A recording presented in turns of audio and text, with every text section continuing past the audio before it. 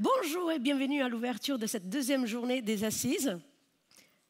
J'espère que vous avez encore la forme, vous n'êtes pas trop fatigués. Attention, c'est la journée la plus dure, la plus dense, mais je sais que l'énergie va être là. Alors, pour ouvrir cette journée, nous démarrons avec une keynote présentée par Zscaler.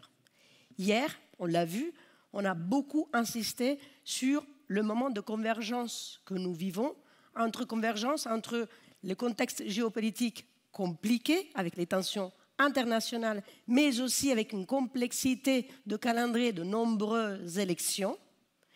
Tout ça réuni à un contexte de cybercriminalité qui se professionnalise de plus en plus et qui voit l'explosion de tout ce qui est deepfakes, les fraudes. Et Zscaler, je dois vraiment les remercier, ils ont travaillé pendant des mois avec notre comité éditorial pour faire en sorte de vous préparer une étude et mieux comprendre comment cette convergence peut impacter la communauté de la cybersécurité. Et en plus, l'intervenant en question, il vient exprès depuis les États-Unis, depuis Princeton. Donc je vous demande de l'accueillir vraiment très chaleureusement, Sloan.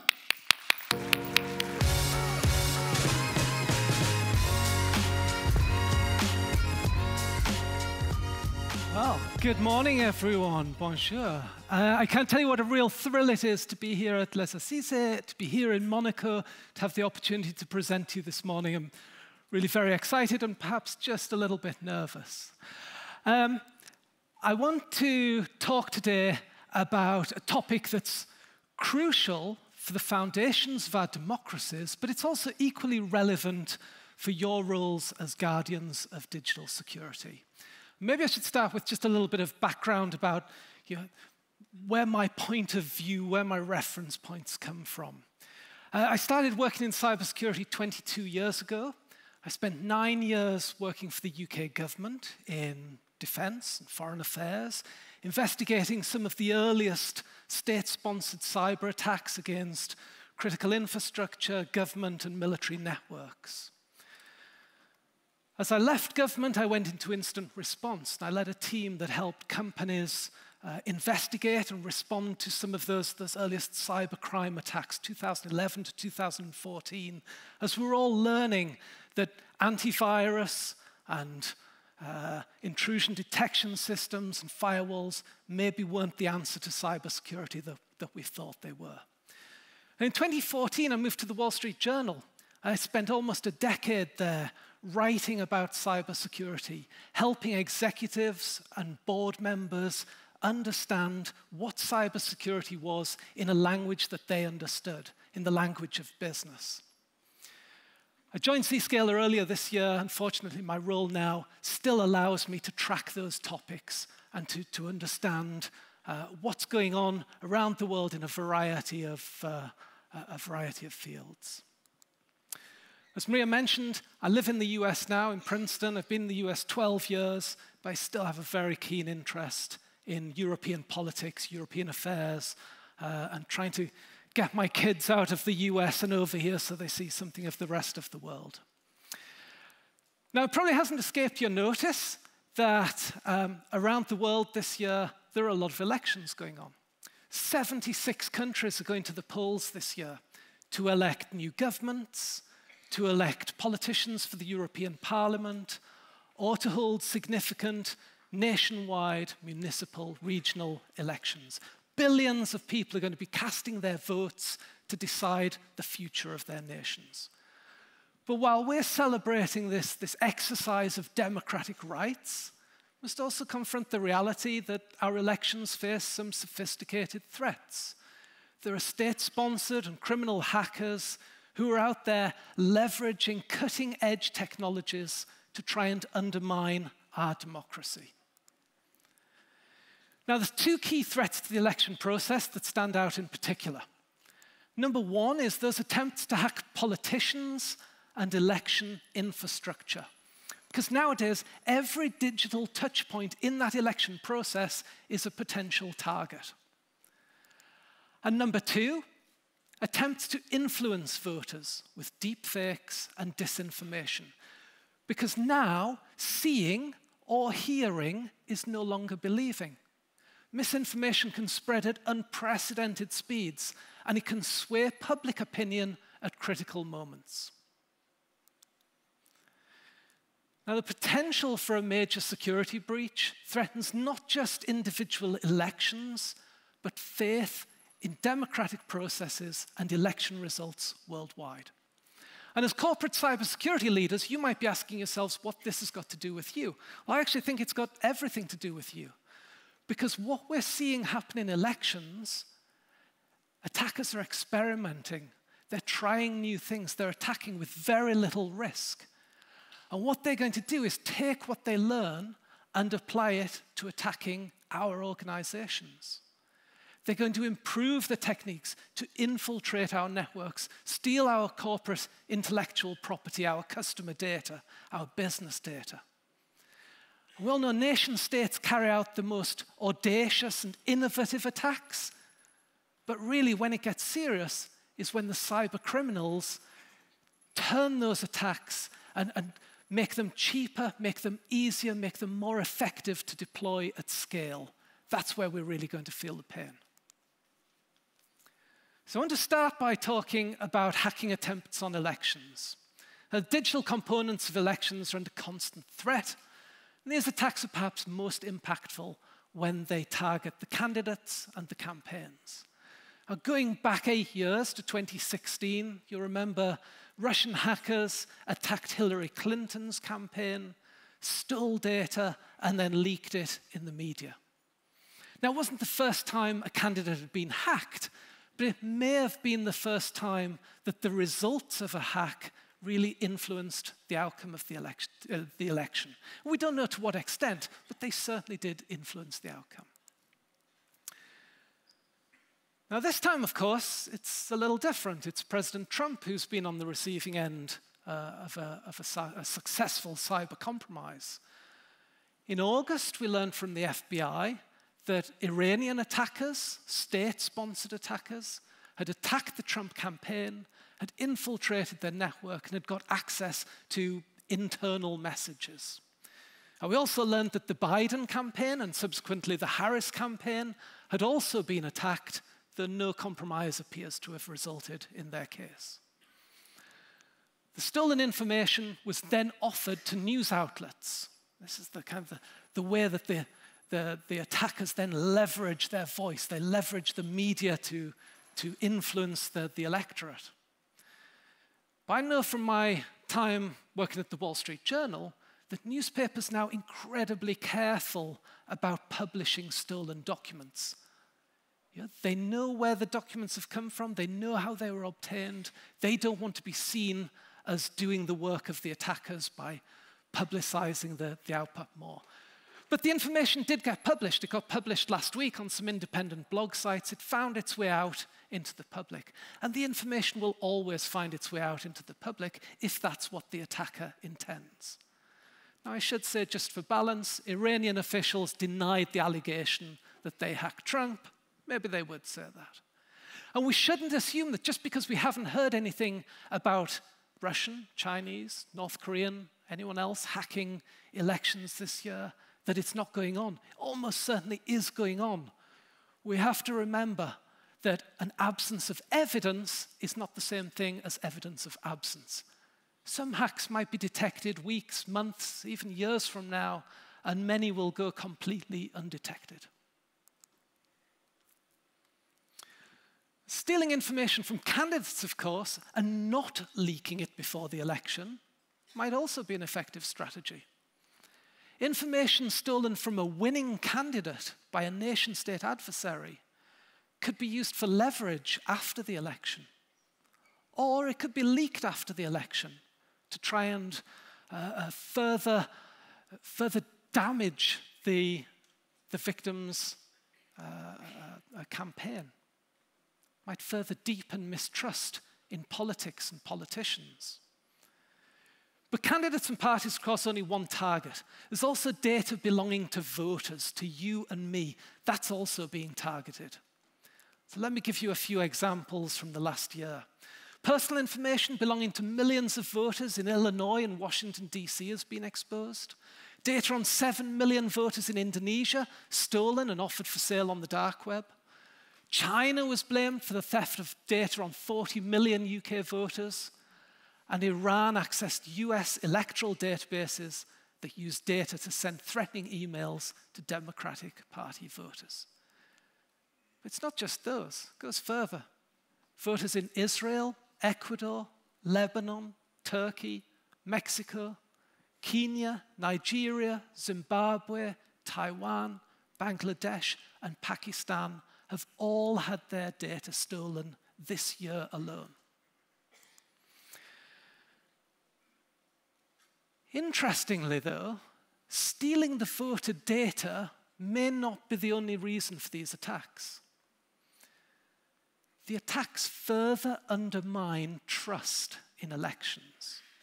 And last month, the FBI put out this public service announcement urging the public in the US to remember that most voter registration data is already available to the public. There's no need to hack or expose it, it's already there. But it's the damage it does to undermining trust by telling people that it's been leaked, telling people it's been stolen. Now, something that affects voters in the States more than it does over here in Europe is electronic voting. Of course, there's additional risks in electronic voting, such as software supply chain risk. Now, New Hampshire, state in the US, recently decided to replace its aging voter registration database. But the firm that won the contract offshored some of the work to third parties.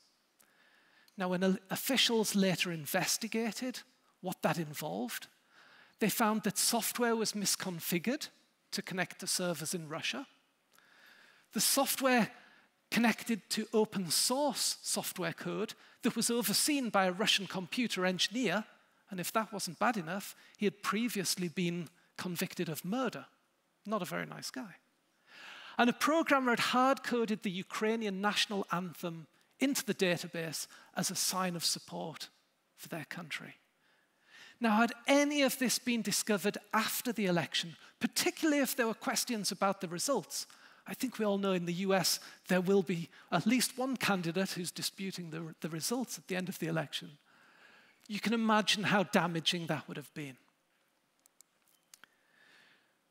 Now, in 2020, a report from the National Intelligence Council in the US includes the CIA, the FBI, the NSA, CISA, and other organizations, concluded that there had been no indications that any foreign actor attempted to alter any technical aspect of the voting process in the 2020 US elections. Now, I don't want to spread disinformation. I find that just a little hard to believe that no one tried anything. But if you don't want to undermine democracy, maybe that's a good message to put out. But just like the warning that the FBI put out about voter data, foreign actors, including Iran and Russia, spread false or inflated claims about alleged compromises of voting systems to undermine public confidence in the processes and the results. And that brings us nicely to the second challenge that we're facing, the challenge of disinformation. The disinformation isn't new, it's been a problem for a long time. The difference is the extent to which it's becoming a problem now. Generative AI has brought us to a new era of democratized AI. You know, those techniques that were previously only available to the most well-resourced, the most sophisticated attackers are now pretty much available to anyone. AI images created with text prompts been spreading around the world on social media this year. I want to show you a few that we've seen in the States. So this first image, Taylor Swift, apparently endorsing Trump, was posted on Truth Social, Trump's social network, but it ultimately backfired when it turned out to be a motivator for Taylor Swift to back VP Harris's campaign. Second image, also posted by Trump, shows the VP apparently addressing an audience of communists in Chicago, speaks to one of Trump's oft-repeated attacks on the VP that she's a communist, she's a Marxist, socialist. But there are some better photos out there as well. We've seen some photorealistic deepfakes. Now, this first one here shows President Biden in military fatigues, sitting at a desk with advisors, apparently in an attempt to show that the US was in a war footing in the Middle East recently. Second, a photo of Trump building his support with black voters.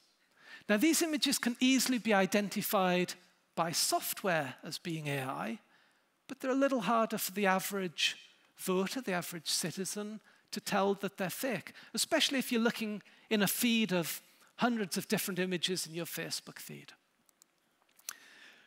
Next issue that we've got to contend with, of course, is voice cloning. Now, AI can now do an incredible job at mimicking voices with only a small amount of training data. This video behind me that we'll take a look at in a second was launched just after Harris accepted the nomination for the Democratic candidacy. Let's take a listen. I, Kamala Harris, am your Democrat candidate for president because Joe Biden finally exposed his senility at the debate. Thanks, Joe. So look, you get the idea. The video goes on for about 2 minutes. It's a spoof. It was meant to be funny, I guess. The clip gathered 136 million views, mainly because it was posted by Elon Musk on Twitter and spread out from there. But it was posted ostensibly as a joke. The next clip, though, wasn't shared as a joke. This was known in the US as the Joe Biden robocall. Used a clone of Joe Biden's voice to try and dissuade thousands of voters from going out in a primary election to vote. Let's listen in.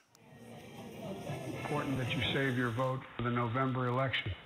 We'll need your help in electing Democrats up and down the ticket.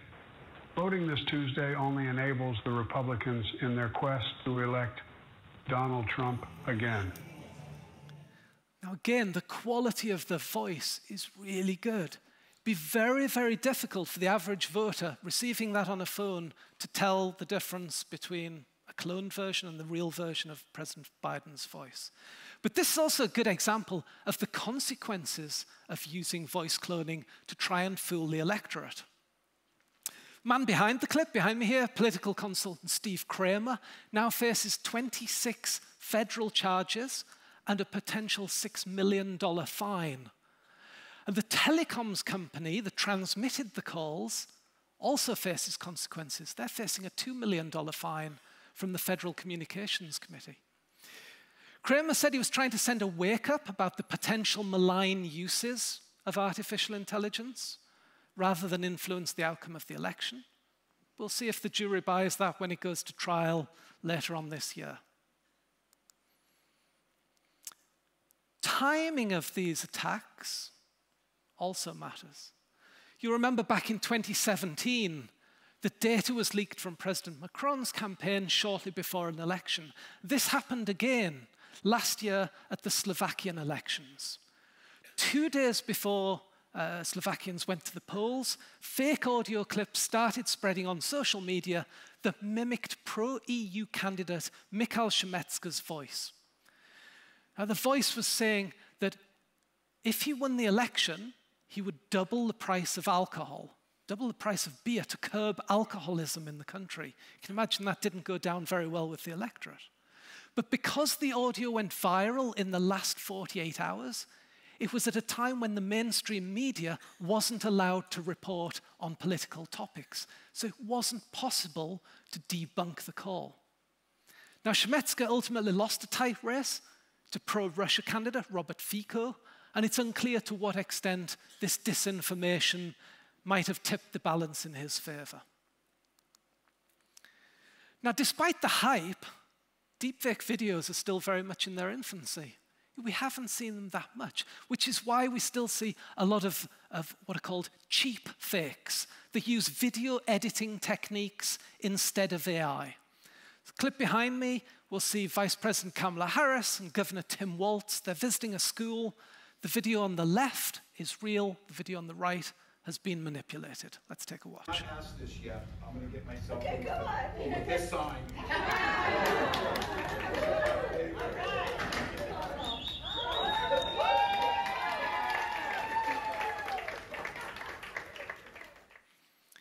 So look, simple, cheap to make, and maybe somewhat effective for the right audience.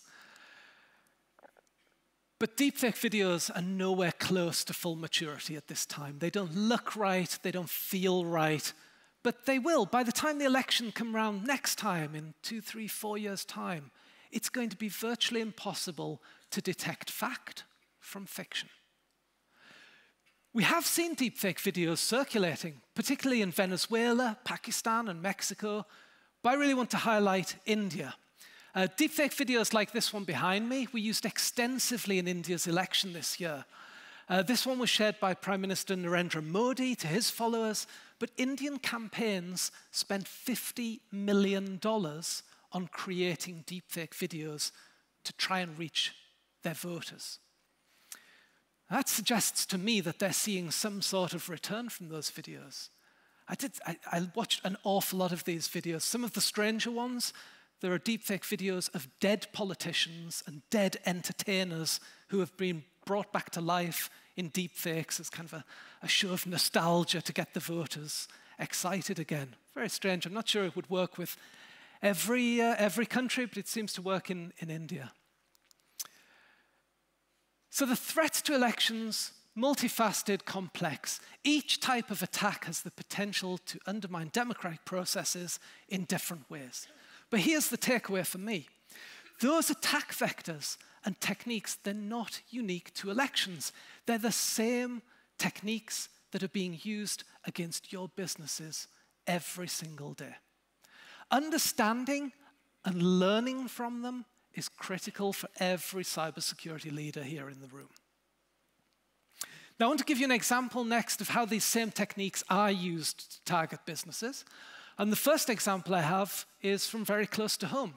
So I'm going to let my chief executive, Jay Chowdhury, tell us the story of what happened. About 2 months ago, one of our salespersons in India got a phone call pretending to be me, Jay. And the phone call said, it just opened, this is Jay Chowdhury, and they cut off. And then the salesperson got a text, sorry, I was in a bad signal. I can't talk to you, but please buy these 10 gift certificates for our customers. And salesperson goes and buy 10 certificates. Then the second text comes, please buy 10 more. Then the person got suspicious, and he texted me. So Jay, are you really asking me to buy more certificates? I said, obviously no. This was an example of where they actually simulated my voice, my sound. Now, a few years ago, that would have been at the very cutting edge. But now the ability to create this type of attack is within reach of any of us. And Jay referenced on the video, but I want to play you the clip that employees around Zscaler received. Listen carefully, because it's only very short. This is Jay. I need you to do something for me. That was it.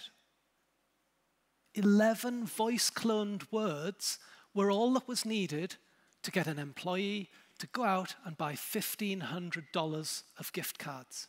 Now, I doubt the criminals behind this only tried to attack Zscaler either. They'll have learned, they'll have adapted, they'll have used it against other businesses, which is why Jay thought it was important to go on TV and speak out and tell people what was going on. But there are bigger frauds out there as well. This next example was more costly. Hong Kong-based employee of British design and engineering business Arup was the victim of a deepfake scam that led to a $25 million payday for the fraudsters. The target was invited to a Zoom call where he spoke with someone who appeared to be the chief financial officer, but it wasn't. It was fake video, fake audio, all done in real time. Now, the employee probably knew he was breaking protocol when he made the transfer, but he didn't take the time to pick up the phone and check. And too often, when we're told by an authority figure to do something, we do it. We don't question it. Now, in face-to-face meetings, that's fine because we can trust the person that we're dealing with. But over the last few years, that same trust has been transferred to our digital interactions. And we simply cannot implicitly trust our digital interactions. But nor is it practical to check whether everyone we deal with online really is who they say they are. Recent research from online news website business.com provides us with some further context. And there isn't a lot of research out there. but around 1 in 4 company leaders has little to no familiarity with deepfake technology. Almost 1/3 of leaders have no confidence their employees would be able to recognize a deepfake fraud attempt. More than half of leaders say their employees have had no training on identifying or addressing deepfake attacks. And 61% of executives said protocols for addressing deepfake risks have not been established in their companies. And that research is in line with my conversations with CIOs and CISOs as well. There is a lot of work still to do. Now, elections are the most visible part of our democracy for sure. So when they're attacked, they get a lot of attention. But they're only one part of democracy, right? Critical infrastructure, companies large and small, like the ones we all represent here today, we're on the front lines of attack, and we cannot afford for any one of those to fail either. Can't afford for any of you to fail. Now, although there hasn't been many reported attacks on elections this year, that doesn't mean it's not happening, we know that. But new incident reporting rules are giving us a very good picture of what's happening across the private sector. Now, as one example, I'm sure you're all aware of this one, US healthcare company Change Healthcare was hit with ransomware in February because the company wasn't using multi-factor authentication on one of its critical systems. Months later, the company, its customers, and its suppliers are still facing daily disruption. And despite the company paying a $22 million ransom to attackers, estimated costs for this attack are now at $2.4 billion. So let's summarize some of the vulnerabilities shared by businesses and elections. Hacking is cheap and effective. We know that.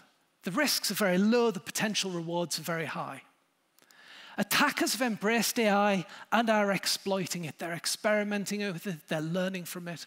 But the defenders, we, are moving more slowly, more cautiously. Securing our attack surface, securing our cloud infrastructure and our legacy infrastructure is really difficult. And too often, we lack the technical and human resources that we need to counter these threats. Finally, identifying, quantifying, and managing all supply chain and third-party risks is near impossible. Now, of course, to some extent, the problem is one of awareness, which is fitting given this is Cybersecurity Awareness Month. So making your board aware of the new risks and threats, telling them how exposed the business is, telling them what the business needs to do to reduce the risk is part of the answer. Sharing the examples that I've shared today might also be a good place to start. The leadership team needs to know their voices might be cloned and that their online presentations might be used for deepfakes. They need plans for what to do in the event that the business is targeted with a deepfake attack. And finally, of course, our users, our employees need to know that deepfake Zoom calls, that cloned executive voices, and that AI-generated phishing lures are possible. They need to know what to do and where to report suspicious activity. Awareness isn't just 1 month a year, it's every single day, it's an ongoing job. But ultimately, awareness alone isn't going to be enough to prevent the breaches. We have to protect data, we can no longer rely on yesterday's solutions to do that. Now, a few minutes ago, I talked about the challenge of trust in our digital interactions. It might not be possible to remove all trust from our human interactions, but that is what we need to do with our data. Zero trust architectures ensure the identity and context of our data is being checked on an ongoing basis, not just once. Zscaler's Zero Trust Exchange enables secure connections between users, applications, and devices based on business policy, not network IP addresses and other attackable infrastructure. It simplifies the network and it improves user experience. You no longer need firewalls and VPNs that are often the source of the vulnerabilities that we're having to deal with. And crucially, you'll increase security by removing visible attack surface, preventing attackers from moving laterally within your network, and evaluating access to resources on a per-request basis. In short, never trust, always verify. But of course, moving to zero trust is a multi-year phased approach. There's not just one product you can go out and buy and become a zero trust enterprise. So I want to highlight a framework I'm also seeing a lot of companies adopt in the US that might also be useful for cyber risk management. And that's CTEM, Continuous Threat Exposure Management. It's a Gartner model aimed at shifting the mindset of security leaders from vulnerability management to exposure management. CTEM addresses key weaknesses in the traditional vulnerability management systems, such as the failure to provide a complete picture of risk across your organization. The vulnerabilities in your network, and indeed the attack surface as a whole, are always changing, but so too is your business. CTEM's the missing link that connects changes in business risk to changes in vulnerability management space. Now, your teams have to patch hundreds or even thousands of vulnerabilities a year. Without the context of your specific risk profile, your team cannot prioritize effectively. Business context should be the thing that sets the priority. Zscaler's unified vulnerability management solution ingests data from a wide range of sources, uses pre-built data connectors to correlate security findings with context spanning identity, assets, user behavior, mitigating controls, business processes, and more. These rich insights bring your most important security gaps into focus, empowering you to meaningfully reduce risk. So look, with just a few seconds left on the clock, allow me to share some closing thoughts. We're not going to be able to stop motivated attackers from trying to steal our data. And whether we're responsible for securing an election or securing a business, we must assume that the bad guys are coming for us and they're not going to stop. We're also not going to be able to stop the development of new technologies, which can change the world both for the better and the worse. Artificial intelligence is both the cause of and our best solution to the problems that we currently face.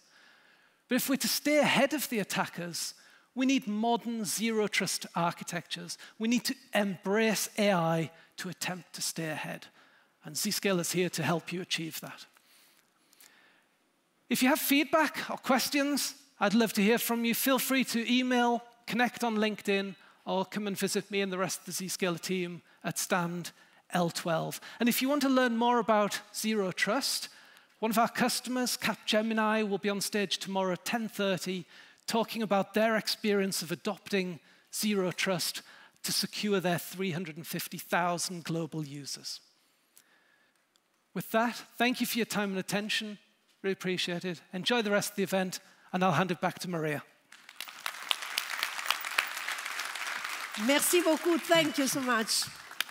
Il est temps de passer au rendez-vous. Je pense que beaucoup de monde vous attend au rendez-vous, aux ateliers. Donc, allez, gardez la pêche pour cette deuxième journée. Et à tout à l'heure.